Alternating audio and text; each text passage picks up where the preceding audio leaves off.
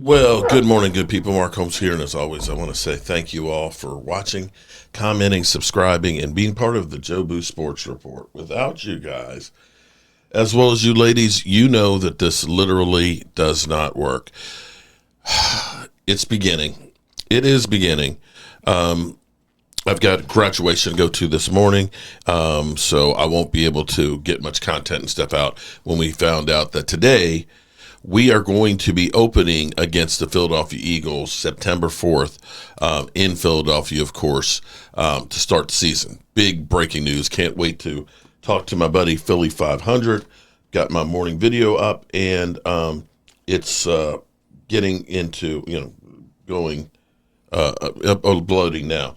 And so while I'm getting this together and getting ready to go, I'm sitting here and I came across an article, and this is where, unfortunately, what happens. There's a cycle with the Dallas Cowboys. We finish the season and don't win a Super Bowl, and we suck. The Cowboys suck.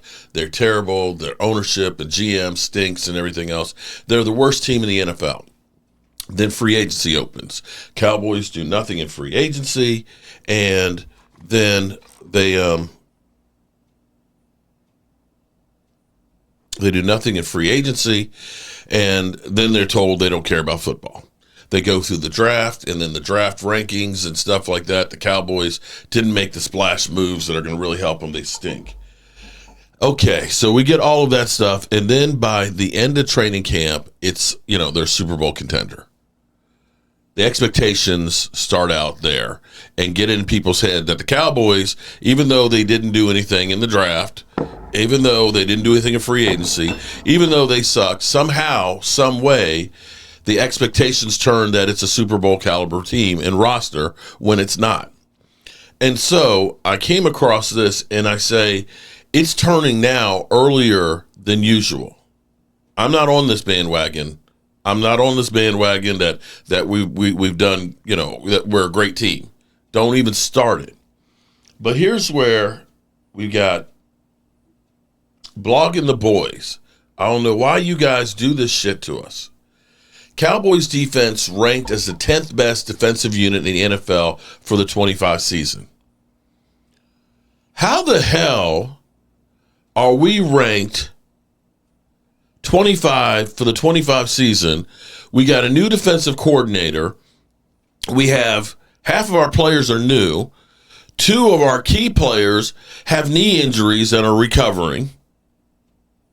And we still haven't come up with an answer to stop the run. Mind you, I'm not saying that they can't be a top 10 defense, but can they at least get on the field and practice together before we start saying this? We're talking about a Dallas Cowboy team that gave up the fourth most yards on the ground, 2,331 yards. They gave up on the ground, fourth worst. Surprisingly, the Commanders gave up 6 more yards than we did. So maybe this is a flaw with the Dan Quinn defense. Be that as it may, if we talk about yardage, the Dallas Cowboys gave up the 5th most amount of yardage, 6,039 yards.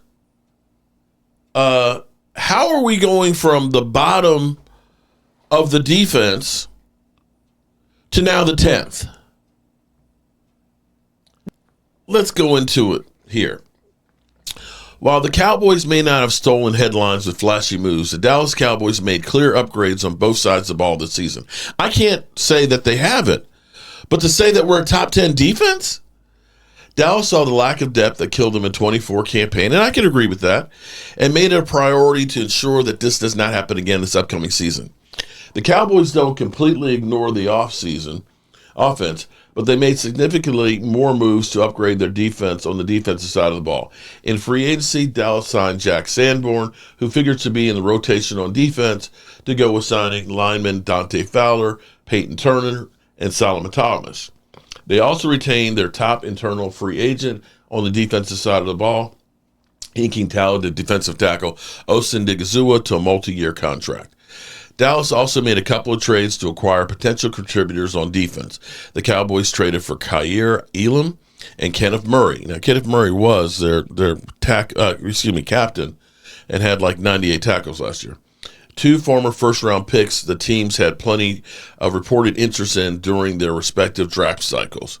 While there's a real possibility that neither of these players will make much of an impact, Dallas took a shot without giving much capital in return, which is a worthwhile risk. Adding to the defense didn't stop there. While much of the focus pre-draft was on how the Cowboys could add some talent to their offense, Dallas lucked in selecting two first-round caliber defensive players in the second and third rounds. The Cowboys selected edge rusher Donovan Easy, we call him, out of Boston College, and Savon Ravel Jr. out of East Carolina in the second and third rounds, respectively. Easy, a rare talent who's recorded the second most sacks in all of college football last year, has a chance to make a big-time impact in his rookie season. Rushing the passer alongside Micah Parsons, if healthy, Savon Ravel, who many saw as a first-round talent before his ACL, can do the same. The rookie will get a chance to play once he gets totally healthy. There's no denying that this year's Cowboys defense is much better depth than they were last season. Losing Jordan Lewis and DeMarcus Lawrence will certainly hurt, but they may be able to make up for it with a much improved depth at nearly every defensive position group. If key defensive players can stay healthy, the unit has a shot to be one of the more productive defenses in the NFL. Bleacher Report echoed the sentiment in an article this week, ranking Dallas defense as the 10th best unit in football.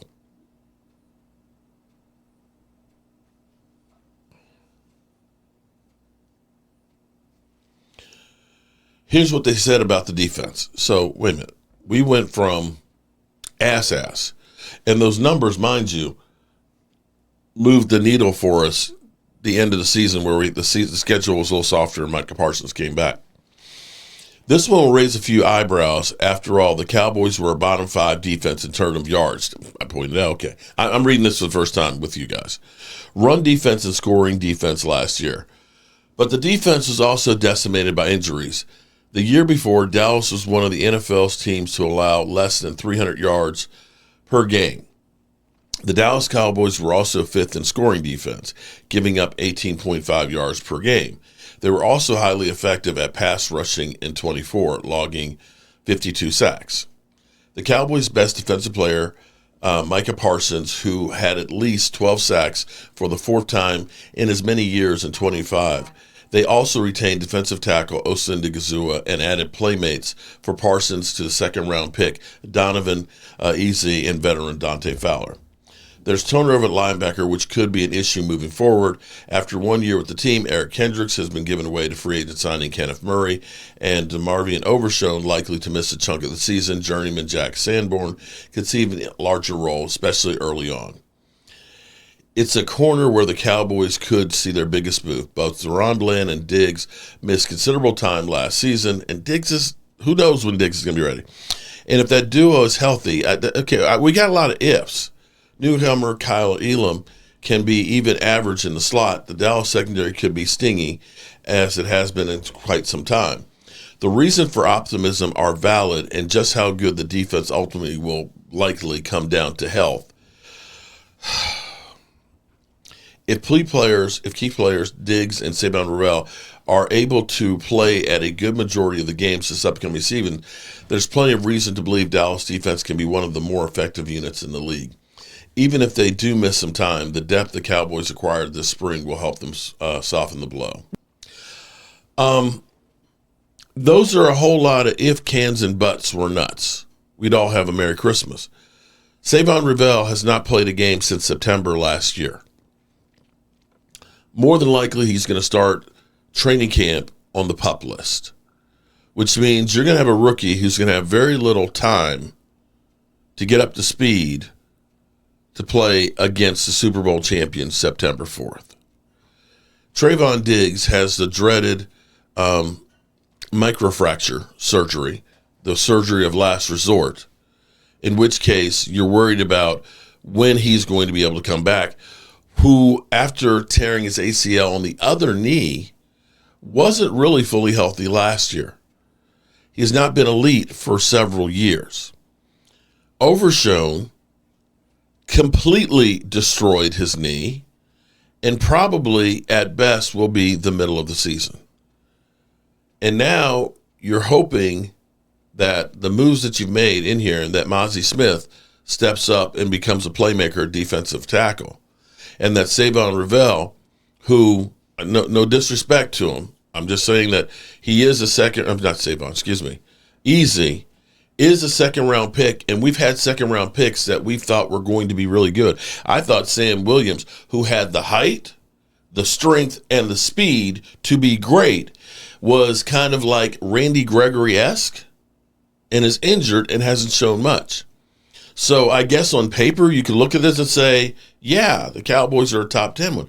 But the problem is we put this stuff out here and we start now expectation that the Cowboys have a great defense. And now people, we got top 10 defense. How do we have a top 10 defense when these guys have not been on the field and practice one day with the new defensive coordinator? And you're quoting what the team was 2 years ago, 2 defensive coordinators ago, and half of those people that you had there from Leighton Vander Esch, from Dorrance Armstrong, Hankins, Stephon Gilmore, a healthy Diggs, and things were on that defense that aren't there. How can you now say, well, 2 years ago, all these things have changed? See, this is where it gets to be ridiculous, people. Stop the madness. Stop the madness now, guys. It's so hard out here being a pimp. Peace out.